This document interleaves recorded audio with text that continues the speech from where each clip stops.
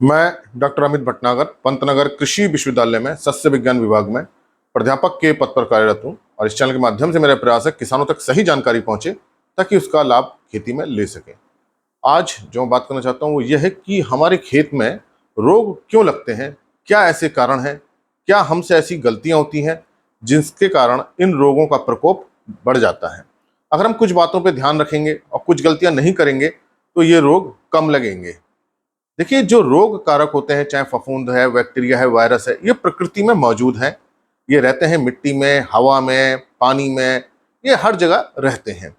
जैसे ही इनको सही वातावरण मिलता है और इनको सही फसल मिलती है तो ये सही वातावरण जैसे तापमान या जैसी नमी बढ़ती है, ये इनका प्रकोप फसल पे शुरू हो जाता है और ये रोग लगने लगते हैं। तो इस तरह का हम वातावरण ना बनने दें, इनकी संख्या ना बढ़ने दें ताकि इनका प्रकोप ना हो। तो वो जो गलतियां हैं जिनके कारण इनका प्रकोप बढ़ता है, रोग ज्यादा लगते हैं, वो सबसे बड़ा कारण है एक ही फसल चक्र को अपनाना। हम एक ही फसल चक्र को लगातार अपनाते रहते हैं तो उनके अंदर इनकी संख्या धीरे धीरे बढ़ती रहती है। क्योंकि ये फसल इनके होस्ट हैं, इसमें इनके रोग ज्यादा लगते हैं, तो मिट्टी में और हवा में और फसल अवशेषों में इनकी संख्या लगातार बढ़ती है और प्रकोप बढ़ता जाता है। अगर हम लगातार धान गेहूं लेते रहेंगे तो निश्चित रूप से धान की बीमारियां बढ़ती रहेंगी और गेहूं की बीमारियां भी बढ़ती रहेंगी। लेकिन अगर इस चक्र को हम तोड़ दें, अगर हम गेहूं में एक बार चना ले लें तो गेहूं में लगने वाले रोग नहीं आ पाएंगे क्योंकि उसको अपना होस्ट गेहूं मिल नहीं पाएगा। इसी तरह से धान की बजाय हम सोयाबीन या मक्का ले लें तो धान में जो रोग लगते हैं, चाहे बैक्टीरियल लीफ ब्लाइट है, चाहे ब्लास्ट है, तो उसके जो रोग कारक हैं, फफूंद है या बैक्टीरिया है, उसको वो फसल मिल नहीं पाएगी और दूसरी फसल में वो रोग पैदा नहीं कर पाएंगे। तो एक तो यही है, लगातार फसल चक्र होने से रोग बढ़ते हैं, इसलिए हमें फसल चक्र 3-4 साल में बदल देना चाहिए ताकि इनकी संख्या खेत में ना बढ़ने पाए। दूसरा कारण ये होता है बीज उपचार ना करना।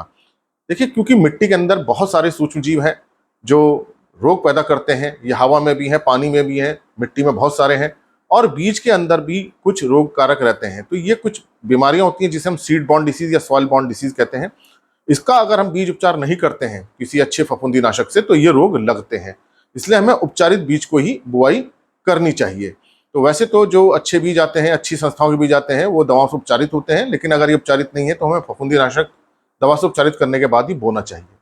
तीसरा जो कारण रहता है वो होता है बहुत ज्यादा सघन बुवाई करना। हम क्लोज प्लांटिंग कर देंगे, बहुत ज्यादा पौधे हम लगा देंगे तो वहां नमी बढ़ जाती है, पौधों के बीच में हवा संचार अच्छा नहीं हो पाता, धूप नहीं पहुंच पाती, तो नमी बढ़ती है, ह्यूमिडिटी बढ़ती है और इस ह्यूमिडिटी के कारण फंगस के रोग बहुत ज्यादा लगते हैं, कवक वाले रोग। तो अगर बहुत ज्यादा पास पास हम धान लगा देंगे या गेहूं लगाएंगे या मक्का लगाएंगे तो उसमें रोगों की बढ़ने की संभावना बहुत ज्यादा होती है। इसलिए हमको ये ध्यान रखना चाहिए कि जो रिकमेंडेड स्पेसिंग है उसी पे लगाएं। बहुत ज्यादा हम पौधे पास कर देंगे तो ह्यूमिडिटी बढ़ने से ये रोग लगते हैं। अगला कारण ये रहता है कि इम्बैलेंस्ड न्यूट्रिएंट, मतलब असंतुलित उर्वरकों का प्रयोग करना जिसमें नाइट्रोजन को बहुत ज्यादा देते हैं। यूरिया आप ज्यादा देंगे, नाइट्रोजन बहुत ज्यादा जाएगी और ज्यादा नाइट्रोजन देने से पौधों की जो है रस की मात्रा बढ़ जाती है, जिसे हम सकुलेंसी कहते हैं, सॉल्युबल नाइट्रोजन बढ़ जाता है। और ये नाइट्रोजन सभी को चाहिए, कीट हों, पौधे हों, बीमारियां हों, फंगस, बैक्टीरिया। इसी कारण से जहां ज्यादा नाइट्रोजन जाती है पौधे एक तरह से कमजोर हो जाते हैं और उसमें रोग और कीट ज्यादा लगते हैं। और दूसरा, इसलिए हमको संतुलित उपयोग करना चाहिए। कुछ पोषक तत्व रोगों को कम करते हैं, जैसे पोटेशियम है, ये रोगों को कम करता है। तो अगर हम पोटेशियम नहीं दे रहे हैं और नाइट्रोजन ज्यादा दे रहे हैं तो निश्चित रूप से उसमें रोग ज्यादा लगेंगे। इसलिए हमें संतुलित प्रयोग करना चाहिए। हर न्यूट्रिएंट की जितनी मात्रा है उतनी दें, बहुत ज्यादा मात्रा देंगे तो नुकसान होता है।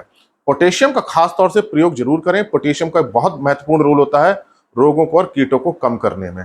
तो जितनी मात्रा की नाइट्रोजन है, यूरिया उतनी मात्रा में यूरिया दें, फास्फोरस जितना है उतना ही दें, पोटेशियम दें, जिंक दें, सल्फर दें, क्योंकि सभी पोषक तत्वों का कुछ ना कुछ काम होता है।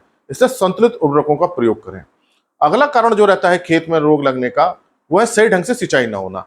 अगर हम सिंचाई इस तरह से कर रहे हैं कि कहीं पानी भरा रह जाता है तो एक तो नमी बढ़ेगी, नमी की मात्रा बढ़ने से ह्यूमिडिटी बढ़ेगी। दूसरा, जो मिट्टी में कुछ रोग होते हैं जैसे विल्ट है या रूट रॉट है, वो पानी से बहुत तेजी से बढ़ता है। तो अगर हम इस तरह से सिंचाई करेंगे, पानी भरा रहेगा तो जो जड़ सड़न वाले रोग हैं वो ज्यादा लगेंगे, तो पौधा सूखेगा। तो हमें सिंचाई सही ढंग से करनी चाहिए ताकि पानी भरा ना रहे। अगला जो कारण रहता है कि जैसे मान लीजिए किसी फसल में कोई रोग लग गया और उसके डंठल और उसकी पत्तियां खेत में ऐसे ही पड़े रह गए और वो सही ढंग से उनका अपघटन नहीं हुआ, डिकम्पोजिशन नहीं हुआ, तो अगले साल फिर रोग पैदा करेंगे, क्योंकि उसके अंदर वो रोगाणु है, वो फंगस है, वो बैक्टीरिया है जो जिंदा रहती है और अगले ही साल जैसी फसल उगाएंगे वो रोग लग जाएंगे। तो अगर आपकी फसल में रोग लग गया है तो उसके डंठलों को, पत्तियों को खेत से बाहर निकाल दें। या इस तरह से प्रयास करें उसकी हम खेत में सही ढंग से खाद बना लें, डिकम्पोज सही ढंग से हो जाए ताकि वो रोग कारक खत्म हो जाए। इसलिए गर्मी की गहरी जुताई करना बहुत ज्यादा जरूरी है ताकि ये रोग कारक खत्म हो या हम बाहर निकाल के उसकी खाद बना लें। तो इन अगर बिंदुओं पर हम ध्यान रखते हैं कि हम फसल चक्र को बदलें, सही बीज उपचार करें, सही हम पौधों की जो दूरी है उसको रखें, संतुलित उर्वरक प्रयोग करें, सिंचाई समान रूप से करें और फसल अवशेषों का सही ढंग से उपयोग कर उसे खेत में ना रखें, या तो हम उसको खाद बना दें या हम गहरी जुताई करें, तो ये रोग कारक खत्म हो जाएंगे और निश्चित रूप से आपकी फसल में रोग कम लगेंगे। तो आप इन गलतियों को ना करें ताकि इन रोगों का प्रकोप ना बढ़े, क्योंकि रोग कारक जो होते हैं बैक्टीरिया, फंगस है, वायरस है, प्रकृति में मौजूद रहते हैं। बस हमें प्रयास ये करना है कि इनकी संख्या कम रहे, इनकी संख्या बढ़ ना पाए, क्योंकि अगर इनकी संख्या बढ़ी तो निश्चित रूप से रोग ज्यादा लगेंगे। तो हम इस तरह से हम अपनी खेती करें कि इनकी रोग कारकों की संख्या कम रहे और हमारी फसल स्वस्थ रहे। धन्यवाद।